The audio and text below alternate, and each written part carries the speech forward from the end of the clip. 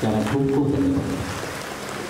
तर आजच्या ह्या कवी संमेलनानंतर आभार व्यक्त करते प्रकाश कुमार जाधव. 27 जानेवारी डॉक्टर सविता उर्फ माईताई आंबेडकर यांचं जन्मदिन आहे. बाबासाहेबांच्या उत्तरार्धात ज्या स्त्रीनं आणि ज्या माऊलीनं बाबासाहेबांना आधार दिला त्या माऊलीलाही आपण विनम्र अभिवादन करूया. आजच्या या काव्यसंमेलनाच्या अध्यक्षा सरिता पवार यांना मी जिल्हाध्यक्ष प्राध्यापक डॉक्टर राजेंद्र कुमार मुंबरकर यांना विनंती करतो की सरिता पवार मॅडम यांना सन्मानचिन्ह देऊन त्यांचा गौरव करावा. इतक्या उशिरापर्यंत संयम ठेवून बहुसंख्येने उपस्थित असणाऱ्या काव्यरसिकांना सर्वप्रथम हॅट्स ऑफ अगदी मनापासून.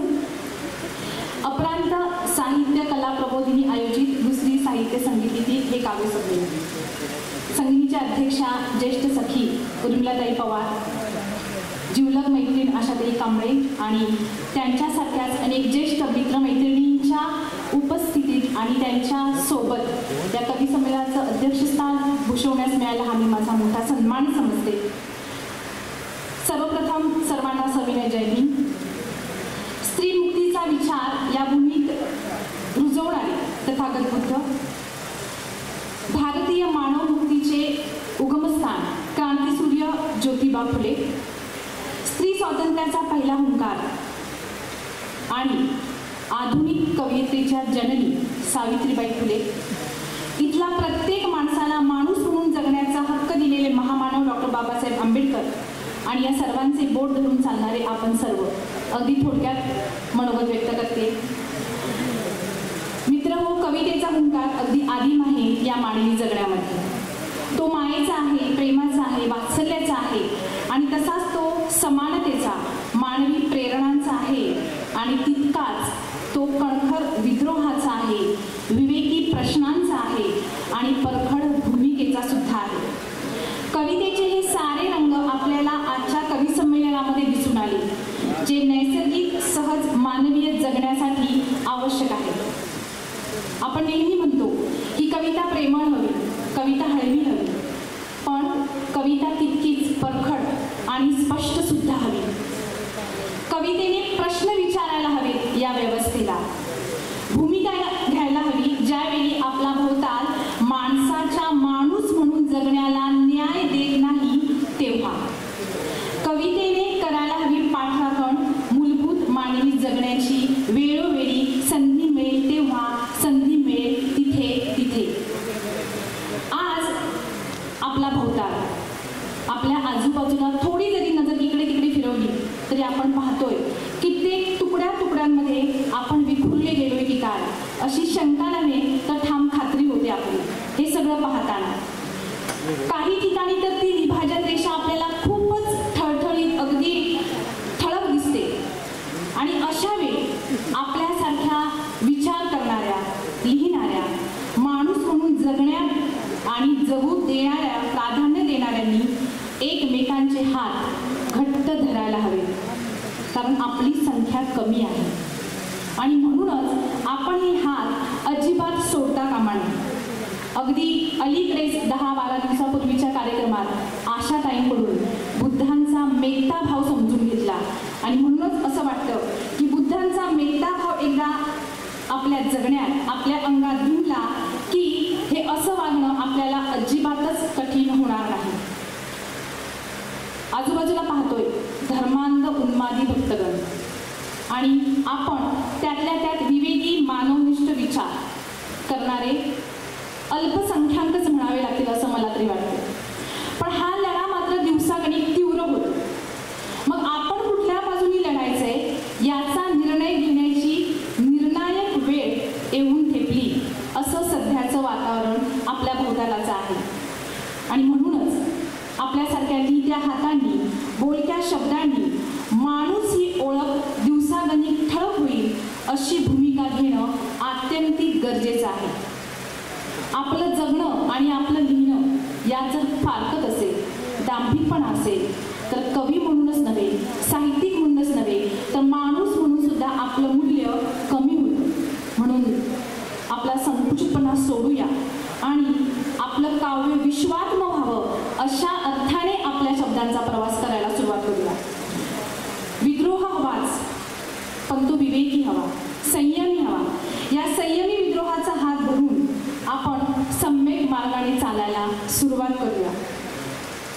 आतापर्यंत चालत असू तर कुठल्याही दबावापोटी तो मार्ग अजिबात सोडूया नको, अशी स्वतःतर्फे तुम्हाला ग्वाही देते आणि तुमच्याकडून तशी अपेक्षा व्यक्त करते आणि थांबते. धन्यवाद. एक कविता समारोपासाठी. मगाशी म्हटल्याप्रमाणे या उन्मादी वातावरणामध्ये 4-5 दिवसापूर्वीच उन्मादी वातावरण आपण अनुभवलं. ही कविता वाचणं हे धाडस आहे, पण तुम्ही सर्व माझ्यासोबत आहात म्हणूनच कविता सादर करते. कवितेचे नाव आहे स्वयंसिद्धा. नमस्कारासाठी वाकल्यावर मिळाला होता आशीर्वाद. नमस्कारासाठी वाकल्यावर मिळाला होता आशीर्वाद. जोडा नांदो राम सीतेसारखा.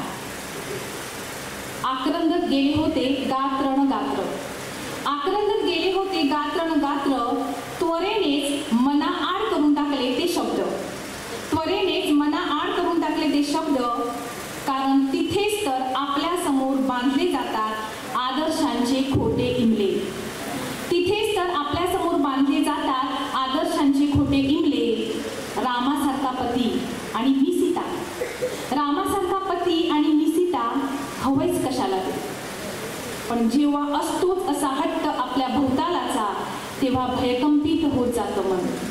तेव्हा भयकंपित होत जातं मन. काही जणींच्या मनाचा आक्रोश मूकच राहतो आतल्या आत.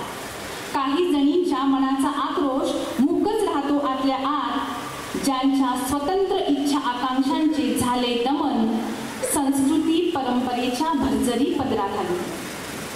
तो अपमान, ते चारित्र्यहनन आणि वनवास सुद्धा असतो सोबत रोजच्या जगण्यात. तो अपमान, ते चारित्र्यहनन आणि वनवास सुद्धा सोबत असतो रोजच्या जगण्यात. तेव्हा विचारू वाटतात प्रश्न. विचारू वाटतात प्रश्न. नेमकी काय असते व्याख्या स्त्री चारित्र्याची? नेमकी काय असते व्याख्या स्त्री चारित्र्याची? हे समजून घ्यायचे असते माझ्यासारख्या अनेक सखींना. आम्हाला धरायचा असतो विचारांचा फेर. आम्हाला धरायचा असतो विचारांचा फेर. जिथे बाईच्या अभिव्यक्तीचे रिंगण होत जाईल ऐसपैस बाईच्या चारित्र्याच्याही पल्ल्यात. जिथे बाईच्या अभिव्यक्तीचे रिंगण होत जाईल ऐसपैस बाईच्या चारित्र्याच्याही पल्ल्यात. लोकापवादाला घाबरून पायदळी तुडवायचं नाही आता आम्हाला आमच्यातील बाईपण. लोकापवादाला घाबरून पायदळी तुडवायचं नाही आता आम्हाला आमच्यातील बाईपण. म्हणूनच नाकारतोय आम्ही आता आतापर्यंत लादलेले सोशिक आदर्श. नाकारतोय आम्ही आता आतापर्यंत लादलेले सोशिक आदर्श आणि रामासारखे आदर्श पुरुषी अहंकार. आणि रामासारखे आदर्श पुरुषी अहंकार नाकारतोय आम्ही. कारण व्हायचं आहे आम्हाला स्वयंसिद्धा, स्वयंसिद्धा, स्वयंसिद्धा. थँक्यू अपराध. थँक्यू. धन्यवाद. कारण पुन्हा मला राग येत नाही हा माझा गुन्हा. परिस्थिती, आपल्या आजूबाजूच्या परिस्थितीबद्दल आणि अत्याचाराबद्दल मनात चीड निर्माण करून चळवळ जिवंत ठेवण्यासाठी मुंबईतून सिंधुदुर्गापर्यंत रात्रंदिवस धडपडणारं व्यक्तिमत्व सुनील हेतकर आपल्यामध्ये उपस्थित आहेत. मी सुनील हेतकरांना विनंती करते की त्यांनी एक आपली कविता सादर करावी.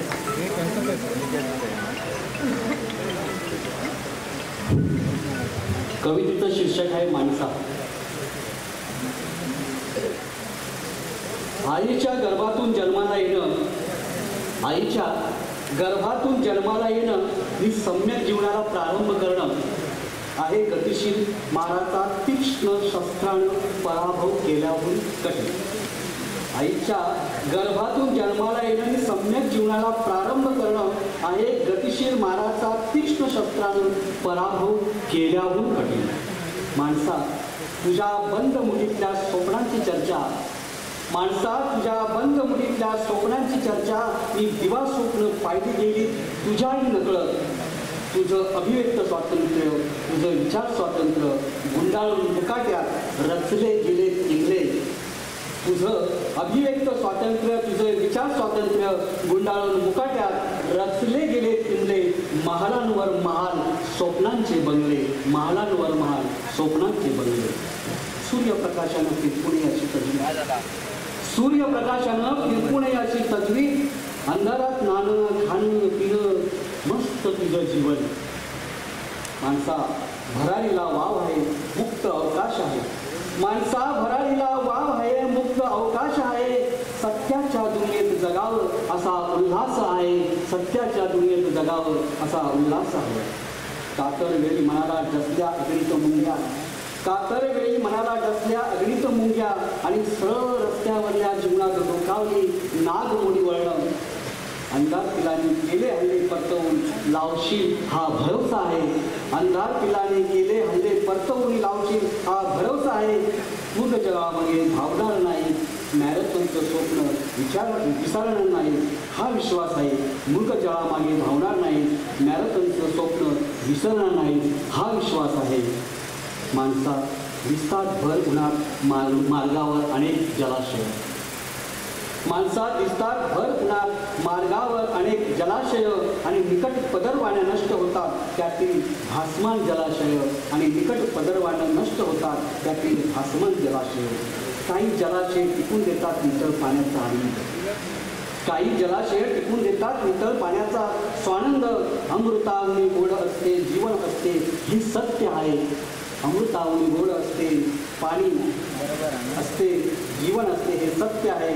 सत्य नियमित अग्र असते ही सत्याची विरासत तुझपाशी आहे, सत्य नियमित अग्र असते ही सत्याची विरासत तुझपाशी आहे. माणसाचं अस्तित्व भासमान, माणसाचं अस्तित्व भासमान ही शरीर आहे अळवावरचं पाणी, माणसाचं अस्तित्व आहे भासमान हे शरीर आहे अळवावरचं पाणी. ते आहे फेसागती बुडबुड्याचं जे होत जाते नष्ट कालोगात, जे आहे ते आहे फेसागत्यांनी आहे बुडबुड्याचं जे होत जाई नष्ट कालोगात. उरत नाही की माझे औषध हलत जाते तत्काळ मोहात, उरत नाही माझे औषध हलत जाते तत्काळ मोहात. माणसा मधुर बोलणं मधुर मृदू निर्गवी असणं कालबाह्य झाले. माणसा मधुर बोलणं मृदू निर्गवी असणं कालबाह्य झाले. दिव्य चक्षुनी विश्वनिरीक्षण करणं, साधनेच्या अंकित होणं, ही सम्यक पदपथावर मार्गस्थ होणं कुणालाच नको झालंय. दिव्य चक्षुने विश्वनिरीक्षण करणं, साधनेच्या अंकित होणं, ही सम्यक पदपथावर मार्गस्थ होणं कुणालाच नको झालंय. माणसातील अभिद्य भिंत उभी राहिली आहे, माणसात अभेद्य भिंत उभी राहिली आहे. धर्माधर्मातली जातीतली तेज गती अंगीकारत आहे, धर्माधर्मातली जातीतली तेज गती अंगीकारत आहे. गरीब श्रीमंतातील मुक्त संवादाला नाकेबंदी आहे, गरीब श्रीमंतातील मुक्त संवादाला नाकेबंदी आहे. फसवणं लुबाडणं खासियत होऊ पाहते माणसाची, फसवणं लुबाडणं खासियत होऊ पाहते माणसाची. माणसानं माणसासारखं न वागवणं, माणसाचा माणसासारखा विचार न करणं, माणसाला नागवणं माणसा विरोधी विचार आहे. माणसानं माणसासारखं न वागवणं, माणसाला माणसासारखा विचार न करणं, माणसाला नागवणं माणसा विरोधी विचार आहे. कुमार्गावर चालताना होत जाते शरीराची हानी, कुमार्गावर चालताना होत जाते शरीराची हानी. शरीर थकून जातं, रोगग्रस्त बनतं, निकृष्ट होतं. शरीर थकून जातं, रोगग्रस्त बनतं, निकृष्ट होतं. श्वानाचं शेपूट नळीत सरळ केलं तरी वक्रच राहतं, श्वानाचं शरीर नळीत सरळ केलं तरी वक्रच राहतं. अजब दुनिया आहे ही आकलन असूनही वळत नाही, अजब दुनिया आहे ही आकलन असूनही वळत नाही. कुशल कर्मानं माणूस नित्य आनंदी, कुशल कर्मानं माणूस नित्य आनंदी, अकुशल कर्मानं निमित्त परेशान. माणसा आवर घाल मनाला, माणसा आवर घाल मनाला तृष्णेला, माणसा आवर घाल मनाला तृष्णेला, आणि होऊन जा स्वयंदी, आणि होऊन जा स्वयंदी, स्वयंदी स्वयंदी स्वयंदी. धन्यवाद. कारण शांतता पसरलेली आहे. कवितेचं शीर्षक आहे जोग, आणि कविता एका जोगतीनी वरची आहे. ती काय म्हणते ते या कवितेमध्ये सांगितलं. माथ्यावरी मिरविते जगण्याचा भोग, माथ्यावरी मिरविते जगण्याचा भोग, किती काळ चालते मी फिरविते जोग, किती काळ चालते मी फिरविते जोग, आयुष्याला ग्रासले हे ग्रहण युगाचे,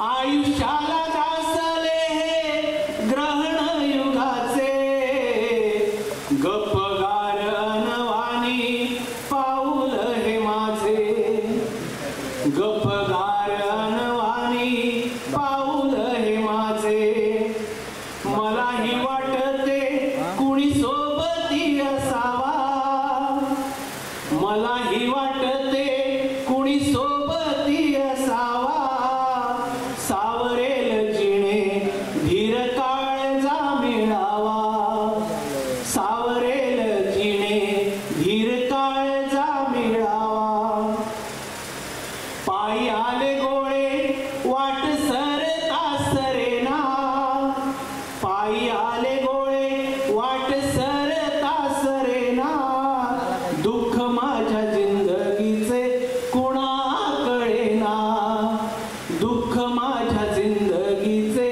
कुणाकळेना, नको तुमचा धर्म नको कर्म भोग खोटा, नको तुमचा धर्म नको कर्म भोग खोटा, नसे इथे सुख नाही यातनांना तोटा, नाकाराया सज्ज आज जोग हा तुमचा, नाकाराया सज्ज आज जोग हा तुमचा, नको तुमचा दंभ व्यर्थ भोगवटा सजा, परंपरेचा पाचोळा हा धुरळा नुसता, परंपरेचा पाचोळा हा धुरळा नुसता, समता हवी मला हवी जिण्याला सिद्धता, समता हवी मला हवी जिण्याला सिद्धता, माथ्यावरी मिरविते जगण्याचा भोग, किती काळ चालते मी फिरविते जोग, किती काळ चालते मी फिरविते जोग, किती काळ चालते मी फिरविते जोग. सर्वांना सप्रेम जय भीम. कविता सादर करतोय. कवितेचं शीर्षक आहे सॉक्रेटिस. सॉक्रेटिस, मला आठवतंय माझ्या नकळत्या वयापासून नेहमीच राहत आला आहेस तू अगदी काळजात. सॉक्रेटिस, मला आठवतंय माझ्या नकळत्या वयापासून नेहमीच राहत आला आहेस तू अगदी काळजात, आणि मी करू लागलो प्रीती तुझ्यावर अपरंपार.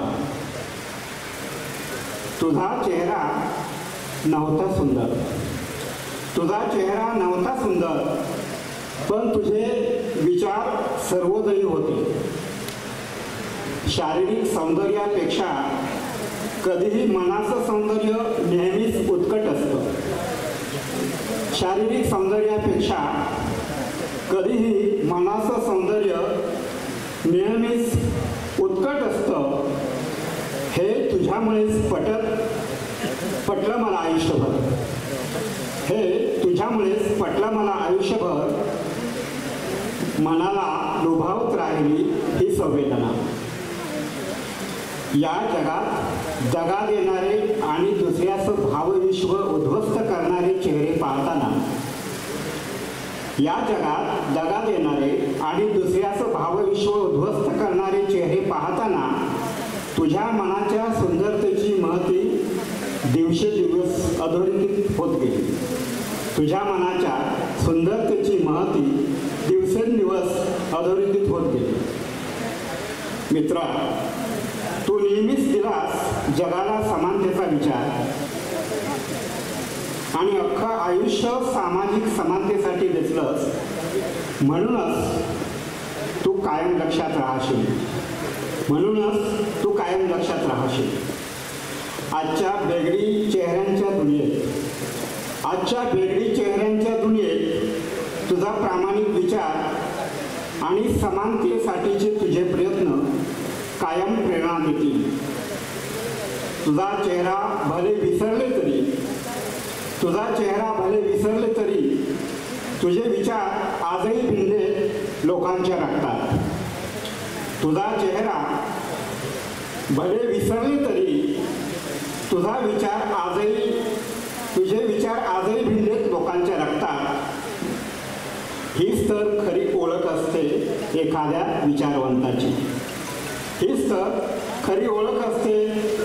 विचारवंताची. म्हणूनच आता कुठलाही चेहरा मनाला लुभावत नाही. कारण मनात आणि शरीराच्या कणाकणात फक्त तुझंच अस्तित्व आहे. फक्त तूच आहेस माझ्या अस्तित्वाचा कणा. फक्त तूच आहेस माझ्या अस्तित्वाचा कणा. धन्यवाद. कविवर्य कविता सुचते कशी, मी म्हणालो कवी जगतो तशी. कविता वीज काहीच नसते. ती आकाशातून नाही तर कवीच्या हृदयातून येते. नोकरीला लागलो मित्राला बोललो, तो म्हणाला तू सरकारचा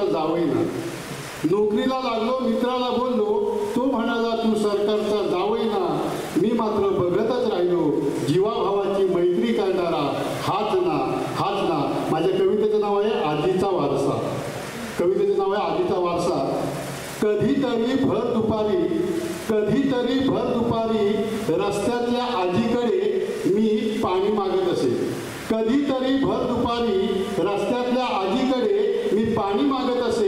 घरातून पाणी आणताना ती पडवीतल्या भालाकडं बोट टाकून भांडे म्हणायची.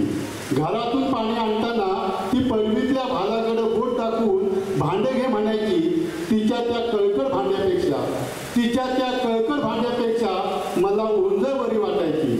दुरून पाणी देणाऱ्या आजीचा राग यायचा, पण बोलण्याची हिंमत नव्हती. 4 बुकं शिकलो तेव्हा कळलं अडाणी आजी तिची परंपरा जपत होती. आजी गेली तिचा नातू मोठा झालाय. त्याच जागेवर त्यानं बांगला बांधलाय. भालाबरोबर तिथली भांडी पण गेली. आमच्यातलं अंतर कमी झालंय.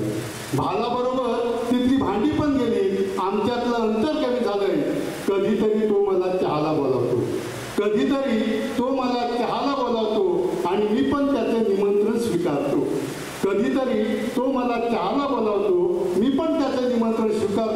पण हल्ली मीच त्याला टाळतो. कारण तोच पेला आणि तोच कप पुन्हा माझ्या हातात येतोय. साला शिकला पण सुधारला नाही. अजून आजीचाच वारसा जपतोय. मी एक ओवी ठेवते आपल्यासमोर. ओवी जात्यावरची ओवी. आई जाता दळताना बघितलेली ओवी मी दिलेली. जात्यावरची ओवी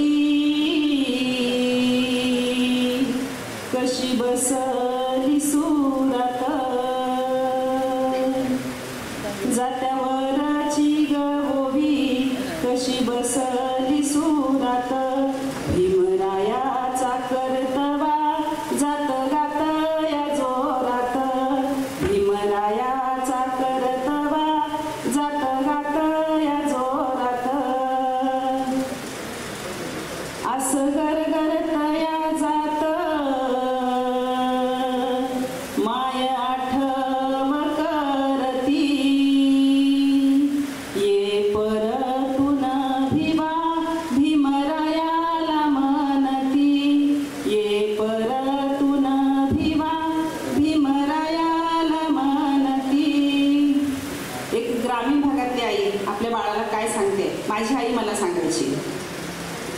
तुझ्या शिक्षणाच्या पायी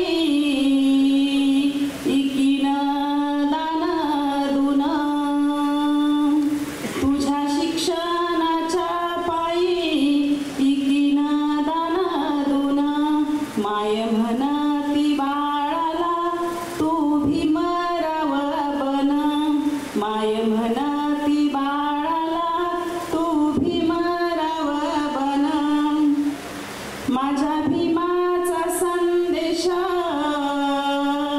गावागावात गाईन, शाळा शिकून सवरून मी संघटित होईन, शाळा शिकून सवरून मी संघटित होईन. शेवटचं कडवं ठेवते. जातीपातीच्या इमल्या मी टाकीन जाळून, जातीपातीच्या इमल्या मी टाकीन जाळून, घेत भीमरावाचं नाव माय दळाती दळून, माय दळाती दळून, माय दळाती दळून.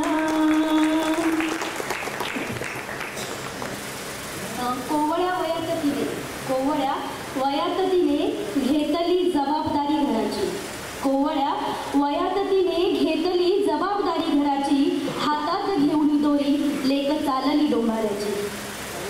बाप तिचा थकला होता, बाप तिचा थकला होता, माया गेली होती सोडून, बाप तिचा थकला होता, माया गेली होती सोडून, घर सांभाळत होती खेळ डोंबाऱ्याचा करून. लोकांचा जमुनी जमाव, लोकांचा जमुनी जमाव, तंबू ठोकला रस्त्यावरती, लोकांचा जमुनी जमाव, तंबू ठोकला रस्त्यावरती, जीव टांगुनी झाडाला ती चढली दोरीवरती. डोक्यावरती माठतो, डोक्यावरती माठतो अन हातात घेतली काठी, डोक्यावरती माठतो अन हातात घेतली काठी, पोटाची भरण्या खळगी बालपण बांधलेली पाठी.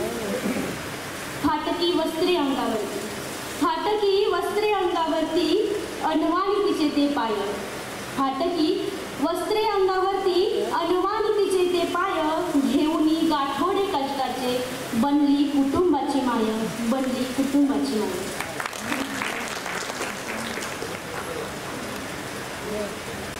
व्हॉट्सअपचे मेसेज बघून, व्हॉट्सअपचे मेसेज वाचून थोडासा होतो खचलो. काल परवाची गोष्ट आहे. व्हॉट्सअपचे मेसेज वाचून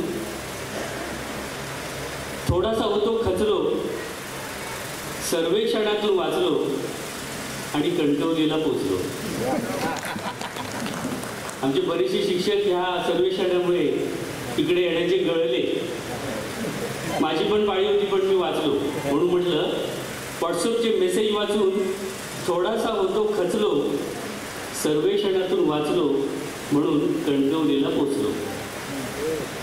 शासनाने काढली यादी, शासनाने काढली यादी, त्यात नाव बघितले आधी. इकडे यायचं होतं. शासनाने काढली यादी, त्यात नाव बघितलं आधी, नाव नाही पाहून मग, नाव नव्हतं पाहून मग मनामध्येच नाचलो. म्हटलं सर्वेक्षणातून वाचलो तेव्हा कणकवलीला येऊन पोचलो. मराठ्यांचं सर्वेक्षण, त्या मराठ्यांचं सर्वेक्षण आम्हालाच त्याचं जास्त टेन्शन. मराठ्यांचं सर्वेक्षण आम्हालाच टेन्शन. टेन्शनमध्ये त्या 2 दिवस तरी पिचलो, पण सर्वेक्षणातून वाचलो आणि कणकवलीला पोचलो.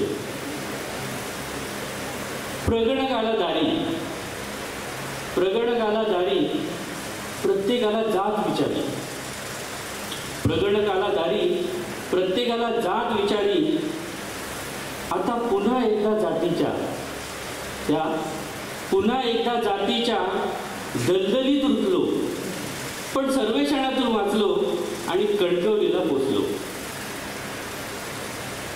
करायचे का आंदोलन, करायचे का आंदोलन, काढायचा का मोर्चा, करायचे का आंदोलन, काढायचा का मोर्चा, पुन्हा एकदा जातीवरून रंगत होत्या चर्चा.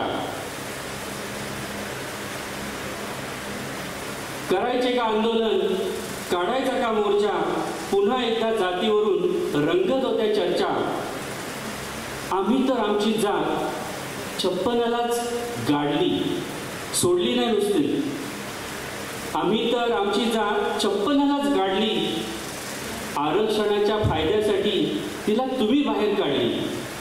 आरक्षणाच्या फायद्यासाठी तिला तुम्ही बाहेर काढली.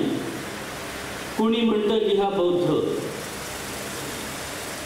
बरेच मेसेज आले आहेत त्या 2-4 दिवसात. कुणी म्हणतं लिहा बौद्ध, धर्मही बौद्ध आणि जातही बौद्ध. नवीन जात आली आपल्याकडे आता. कुणी म्हणतं लिहा बौद्ध, धर्मही बौद्ध आणि जातही बौद्ध. कुणाच्या तरी डोक्यातून धर्म बौद्ध आणि जात नवबौद्ध काही लिहायला सांगत होते आम्हाला. शेवटी जातीच्या ह्या नोंदींवर येता येता थुकलो आणि सरळ सर्वेक्षणातून वाचलो आणि सरळ कणकवलीला येऊन पोचलो. परवा एक शिक्षक भेटला. समोर बसलेले देवडेकर सर आणि धुरंधर मिठगावकर काव्य मंचावर मी सरळ रचना सादर करतो. जाता जाता वाटेतच तुला एखादे बुद्धविहार लागेलच. कारण आता आम्हीही आत्मकेंद्रित झालो. बुद्धविहार हे प्रत्येक वाड्या वस्त्यात झालंच पाहिजे. पण बाबासाहेबांच्या विचारांचं काय? तेही विहारातून विहरले पाहिजे. नाहीतर 21व्या शतकातून पुन्हा मागे जावे लागेल. मग मित्रा, बाबासाहेबांचा दृष्टीपणा तुला जपावाच लागेल. नाहीतर पुन्हा मध्ययुगीन काळातील लेणी शोधून काढावी लागतील. पण ती शोधायला, त्यांचं पुनरुज्जीवन करायला पुन्हा बाबासाहेब कुठून आणाल? कारण धम्मात आणि बुद्धिप्रामाण्यवादात पुनर्जन्म नाही ना.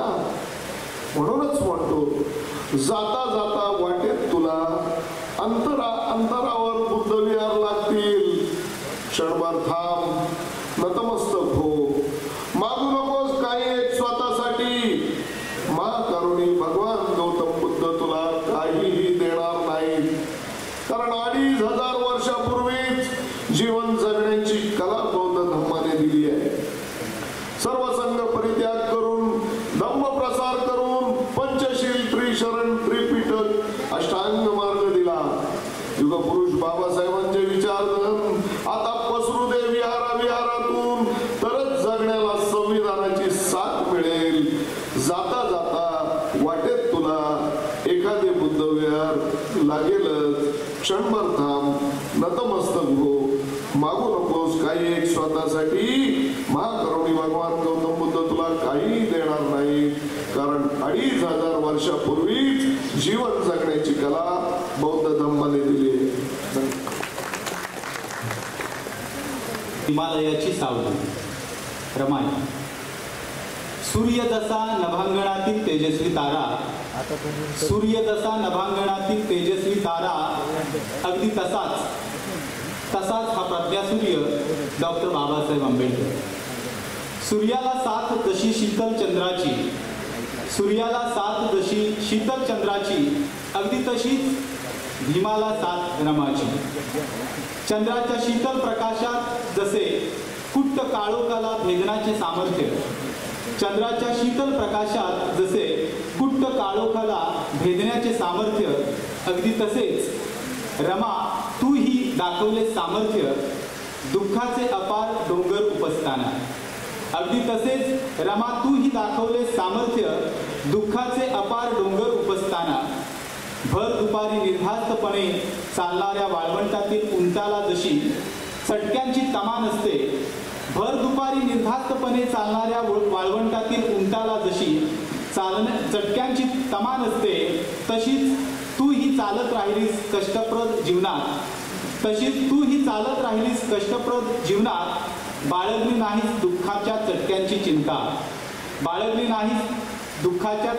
चिंता प्रज्ञासूर्याला साथ देण्यासाठी उभी राहिलीस एखाद्या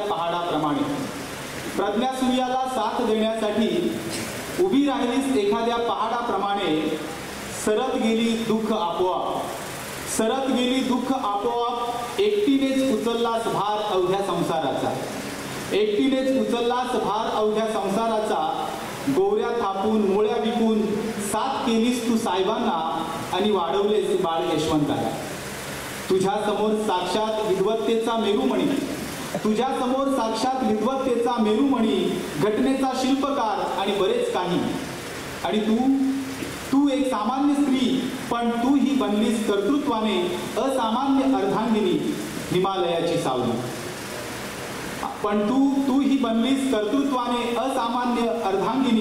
हिमालयाची सावली. खरं सांगू तूच घडवलेस साहेबांना. तू नाही अडकवले संसाराच्या मोहात, तू नाही हट्ट केलेस कसलेच. तू दिलीस मोकळीक त्यांना, म्हणूनच साहेब भीम पराक्रम दाखवू शकले. एकदा हट्ट केलास पंढरपूरला जाण्याचा, पण पटला नाही तो साहेबांना इथल्या व्यवस्थेमुळे. म्हटले आपणच प्रति पंढरपूर वसू इथे. आणि खरेच दीक्षाभूमीवर कोटींचा जथ्या शरण जातोय बुद्धाला, धम्माला, संघाला आणि भीमालाही.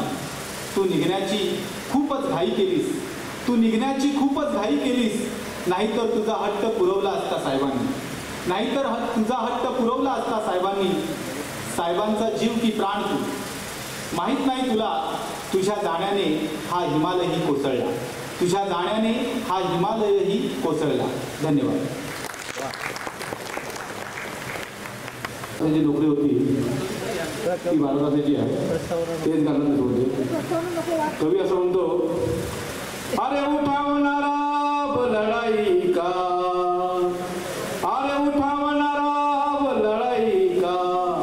खेतों कारखानों शहरों में काम चाहिए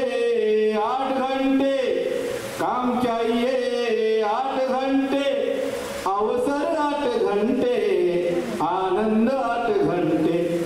हम लाएंगे नया दिन, थके हुए हैं भूखे हैं हम,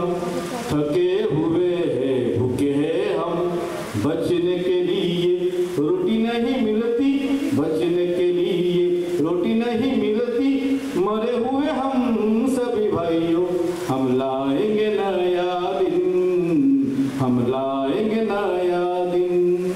अरे जीवन में आने दो नई रोशनी, फूलों के खुशबू से भरा उठा मन. काम चाहिए 8 घंटे, अवसर 8 घंटे, आनंद 8 घंटे. हम लाएंगे नया दिन, हम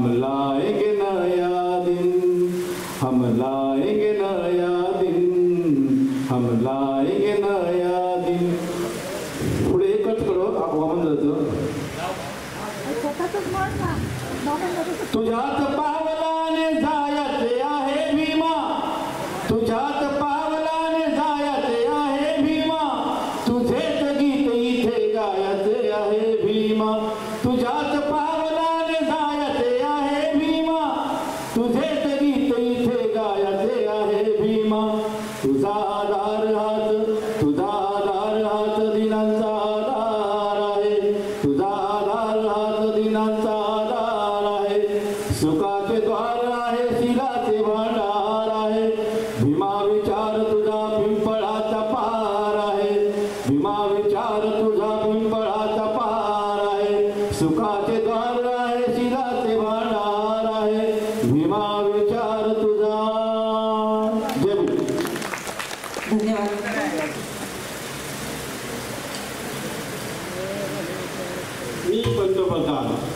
माझ्या कवितेचं नाव आहे मी पंतप्रधान.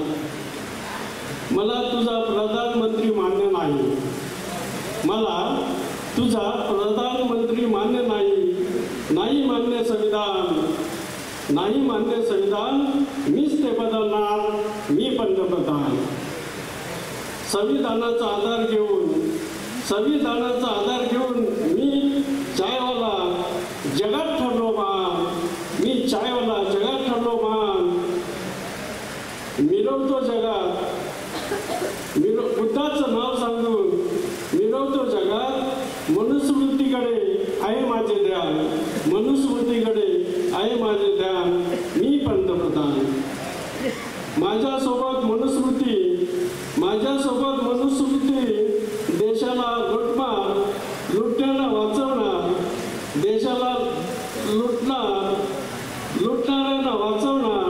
माझं कोण काय करणार, मी पंतप्रधान. शेतकऱ्यांना गुलाम बनवणारे आदिवासी जमिनी हडपणारे कायदे मीच केले. शेतकऱ्यांना गुलाम बनवणारे आदिवासी जमिनी हडपणारे कायदे मीच केले. SC ST ओबीसीचं परदेश गमन मीच थांबवणार. SC ST ओबीसीचं परदेश गमन मीच थांबवणार. मी पंतप्रधान, मी पंतप्रधान, मी पंतप्रधान. जय भीम. मी छापून लागले आहे या संस्थेचा मी सदस्य आहे आणि इथे मी कार्यक्रमाला आले आहे. कारण मी दोन ओळी ऐकवतो आणि त्यानंतर माझी कविता सादर करतो. माझ्या बापाने चंगमणी बांधला, माझ्या बापाने चंगमणी बांधला. मानवामध्ये होती विसंगती, साऱ्यांना बसविले एका पंगती. आज बाबासाहेबांमुळे आम्ही सारे एका ठिकाणी एका बापच्या मांडीला मांडून बसतो आहोत. आज आपण एक इकडे असं चाललेलं असेल. म्हणून मला म्हणून लिहिलं म्हटलं गाणं लिहिलं गेलं आहे. माझ्या बापाने गणपती आणला, तिला मी तोड देत माझं हिमाबद्दल गाणं लिहिलं आहे. माझ्या भीमाने माझ्या बाबाने चंगमणी बांधला, माझ्या भीमाने माझ्या बाबाने चंगमणी बांधला. हो मानवामध्ये होती विसंगती, साऱ्यांना बसविले एका पंगती. मानवामध्ये होती विसंगती, साऱ्यांना बसविले एका पंगती. असा समानतेचा मार्ग लावला चांगला, असा समानतेचा मार्ग लावला चांगला. माझ्या बापाने माझ्या भीमाने माझ्या बापाने चंगमणी बांधला. हे गाणं थांबून मी माझ्या कवितेला सुरुवात करतोय, कविता सादर करतोय. मेल्यावर येतात गडात, मानवाची कविता सादर करतोय. मेल्यावर येतात गडात. माणसाचं जीवन असंच असतं, माणसाचं जीवन असंच असतं, चालणाऱ्या माणसावर नजर असतं. माणसाचं जीवन असंच असतं, चालण्यावर माणसाची नजर असता. एकदा काय तो पडलो जाग्यावर असतो तो इस्पितळाच्या खाटेवर. एकदा काय पडलो तो जाग्यावर असतो इस्पितळाच्या खाटेवर.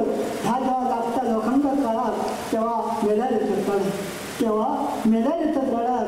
तो कधी मरता, त्याचा कार्य कधी होता, त्याचा अंत कधी पार पडता, त्याचा कार्य कधी होता. आणि फक्त नुसते मेले वडाप मारा, मेल्याला येतात मेल्याला येतात. पाणी केव्हा येतात, पाणी केव्हा जाता, पाणी केव्हा येतात आणि पाणी केव्हा जाता, ही लोक नुसती भांडत असतं. आणि पाणी गेल्यावर घागर लावतात गळ्यात, पाणी गेल्यावर मात्र घागर लावतात ना. मेल्या येतात गळ्यात, मेल्या येतात गळ्यात. मेल्याचं सॉंग करता, रडल्याचं भंग करता. पाणी का डोळ्यात नाही येत नाही, अश्रू का डोळ्यात नाही येत नाही, आणि पाणी लावतं डोळ्यात. मेल्या येतात गळ्यात, मेल्या येतात गळ्यात. मेल्यावर तो सांगता, बहिणी तू घाबरू नको, असं देतात त्याचा धीर. बहिणी तू घाबरू नको, देतात धीर, मी असंही ना तुझं धीर. बहिणी तू घाबरू नको, असं देतात का धीर, मी असंही ना तुझं धीर. ह्या जेव्हा ऐका तेव्हा वहिनीची चूक लागते पेटात. आणि मग तू म्हणता मनातल्या मनात मेल्या देतं गळ्यात, मेल्या देतं गळ्यात. मेल्यावर असं माणसाचं जीवन असता, मेल्याशिवाय स्वर्ग दिसत नाही. काय सांगून उपयोग नाही, मेलेलं घर काय सांगू, माणसापेक्षा घर सांगायला कळतात आणि माणसाचं सांगून फायदो म्हणून मेले येणार. धन्यवाद.